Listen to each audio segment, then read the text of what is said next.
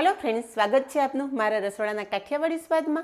हूँ भावनाबेन राठोड। आज આપણે બનાવીશું ચણા બાફવાની ઝંઝટ વગર એકદમ નવી રીતે દેશી ચણાનું શાક, જેના માટે મેં અડધો કપ દેશી ચણા લીધેલા છે। દેશી ચણાને ઓવરનાઇટ પાણીમાં પલાળી દેવાના છે। સારી રીતે પલાળેલા ચણા હશે ને તો જ તમારું આ શાક પરફેક્ટ તૈયાર થશે। તો અહીંયા જુઓ કે ચણા ઓવરનાઇટ પાણીમાં પલાળી દેવાથી એ હાથ અડતા જ આ રીતે બે ભાગ થઈ જાય છે। અહીંયા એક મોટી પ્લેટ લીધેલી છે। પલાળેલા ચણા એક પ્લેટમાં લઈ લેશું। ચણાની સાથે જ એક મીડિયમ સાઇઝની ડુંગળી આ રીતે લાંબી સ્લાઇસમાં સમારી લીધી છે। તમે જોઈ શકો છો કે બધા જ પાર્ટ અલગ છે। સમારેલી ડુંગળી ઉમેરશું, સાથે બે મીડિયમ સાઇઝના ટમેટા પણ આ રીતે લાંબી સ્લાઇસમાં સમારી લીધા છે। ટમેટા પણ ઉમેરી દેશું। હવે બેઝિક મસાલા કરી લેશું। અડધી ચમચી લાલ મરચું પાવડર, 1 ચમચી ધાણા જીરું, સ્વાદ પ્રમાણે મીઠું અને 2 ચમચી લાલ મરચું પાવડર ઉમેરશું। આ ચણા થોડા સ્પાઇસી હશે ને તો વધારે ટેસ્ટી લાગશે। સાથે જ આ શાક લસણને એકદમ મસ્ત ફ્લેવર સાથે બનાવવાનું હોવાથી 4 કળી લસણ મેં ખાંડીને લીધેલું છે। એની સાથે 4 કળી લસણ મેં નાના ટુકડામાં સમારીને લીધેલું છે। લસણની ફ્લેવર આ શાકમાં બહુ મસ્ત આવે છે, પણ તમે લસણ ના ખાતા હોય તો લસણ સ્કીપ કરી દેવાનું। આ શાકને પંજાબી જેવો ટચ આપવા માટે 2 ચમચી જેટલી કસૂરી મેથી લીધેલી છે। કસૂરી મેથી હાથેથી ચોળી અને આ રીતે આપણે મિક્સ કરી દઈશું। બસ બધા જ મસાલા ચણા સાથે એકદમ સારી રીતે મિક્સ કરી લઈએ। 1 મુઠ્ઠી જેટલી ફ્રેશ સમારેલી કોથમરી પણ ઉમેરી દઈએ। તો ફ્રેન્ડ્સ, ચણાનું શાક તો તમારા ઘરમાં અનેક વખત બનેલું જ હશે, પણ શું તમે ક્યારેય મારી રીતે ચણાનું શાક બનાવ્યું છે? એક વખત ટ્રાય કરજો। પંજાબી શાકને ટક્કર મારે ને એટલું મસ્ત આપણું આ શાક તૈયાર થશે। તો ચાલો હવે શાક પણ બનાવી લઈએ। શાક આપણે ડાયરેક્ટ કુકરમાં જ બનાવશું। તો કુકરમાં 2 ચમચી જેટલું ઘી ઉમેરશું। આ શાક આપણે ઘી અને તેલ મિક્સ કરીને બનાવશું, પણ તમે ઈચ્છો તો એકલા તેલમાં પણ આ શાક બનાવી શકો છો। સાથે 4 ચમચી જેટલો સિંગ તેલ ઉમેરશું। બંને સામગ્રી સરસ ગરમ થઈ જાય એટલે અડધી ચમચી જીરું અને અડધી ચમચી રાઈ ઉમેરશું। રાઈ જીરું સરસ ફૂટી જાય એટલે 8 થી 10 મીઠા લીમડાના પાન ઉમેરશું અને એની સાથે જ 1 લીલા મરચાંના ટુકડા પણ ઉમેરી દેશું।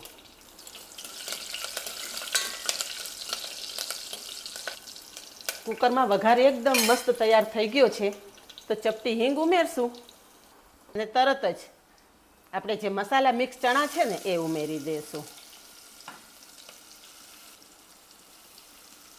બાકી જે પ્લેટમાં ચોટેલો મસાલો છે ને એ પણ સારી રીતે લઈ લેશું। ભાઈ, મસાલા બહુ મોંઘા છે એટલે વેસ્ટ તો ના જવા દેવાય ને। અને બસ ચણા છે ને આપણે વઘાર સાથે એકદમ સારી રીતે સાંતળી લેવાના છે। ફ્રેન્ડ્સ, એક વખત તમે આ રીતે ચણાનું શાક બનાવજો, ખાઈને બધા ખુશ થઈ જશે, એટલું મસ્ત આ શાક બનશે। ફ્રેન્ડ્સ, આ શાક બનાવવામાં તમારે અલગથી ચણા બાફવાની પણ ઝંઝટ નથી કરવાની। એક જ કુકરમાં તમારું આ શાક માત્ર 3 થી 4 સીટીમાં તૈયાર થઈ જશે। ફ્રેન્ડ્સ, તો જો તમને મારા અવનવા વિડીયો પસંદ આવતા હોય ને તો વિડીયોને એક લાઇક ચોક્કસ આપજો અને આવા જ નવા વિડીયો જોવા માટે ચેનલને સબસ્ક્રાઈબ કરી લેજો અને પાસે રહેલું બેલ પણ પ્રેસ કરી રાખજો, જેથી આવનારા બધા જ નવા વિડીયોની નોટિફિકેશન સૌથી પહેલાં આપને મળે। શાક બનાવવા ટાઈમે મસાલા ચણાને તમે જ્યારે કુકરમાં ઉમેરો ને ત્યારે તેલ મસાલા સાથે એકદમ સારી રીતે સાંતળી લેવાના, જેથી આપણે જે ચણા સાથે મસાલા ઉમેરેલા છે ને એની એકદમ સરસ ફ્લેવર છૂટી પડશે અને શાક વધારે ટેસ્ટી તૈયાર થશે।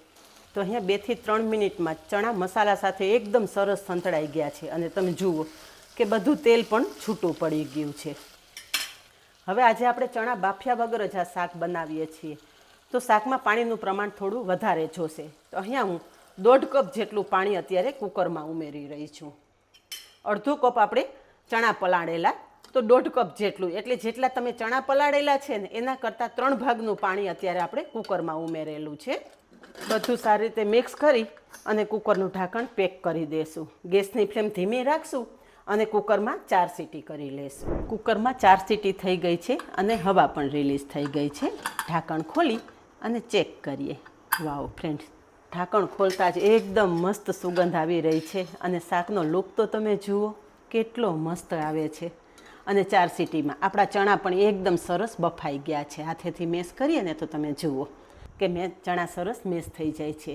તમારે ત્યાં જો પાણી મોરું આવતું હોય અને બફાતા થોડો વધારે સમય લાગતો હોય તો થોડું પાણી વધારે ઉમેરી દેવાનું અને કુકરમાં 4 સીટીની જગ્યાએ 6 સીટી કરવાની। હવે આ શાકને થોડું વધારે ટેસ્ટી બનાવવા માટે ચપટી જેટલો જ ગરમ મસાલો ઉમેરશું. હોમમેડ ગરમ મસાલો છે એટલે વધારે સ્ટ્રોંગ હોવાથી ચપટી જેટલો ઉમેરશું ને તો પણ એકદમ સરસ સ્વાદિષ્ટ શાક તૈયાર થઈ જશે. અને ફ્રેન્ડ્સ, આ ગરમ મસાલાની રેસીપી પણ મેં તમારી સાથે શેર કરેલી છે. લિંક ઉપર આઈ બટન પર તમને મળી જશે. અડધા લીંબુનો રસ ઉમેરશું. લીંબુ આ રીતે છેલ્લે ઉમેરવાનું. ખટાશને હિસાબે ઘણી વખત ચણા બફાતા વધારે સમય લાગે, એટલે છેલ્લે લીંબુ ઉમેરશું ને તો તમારું શાક ઝડપથી તૈયાર થઈ જશે. અને બસ છેલ્લે ફ્રેશ સમારેલી કોથમરી ઉમેરશું અને બધું જ એક વખત સરસ મિક્સ કરી લેશું. તો જોયું ને ફ્રેન્ડ્સ કે કોઈ પણ જાતની વધારાની ઝંઝટ વગર પંજાબી શાકને ટક્કર મારે ને એવું મસ્ત આપણું આ દેશી ચણાનું શાક તૈયાર થઈ ગયું છે. તો આ જ રીતે બનાવો અને કમેન્ટમાં જણાવો કે સ્પેશિયલ રીતે બનેલા ચણાના શાકની રેસીપી કેવી લાગી. આજે બસ આટલું જ. મળીએ નેક્સ્ટ વિડીયોમાં. ત્યાં સુધી બાય. Thank you.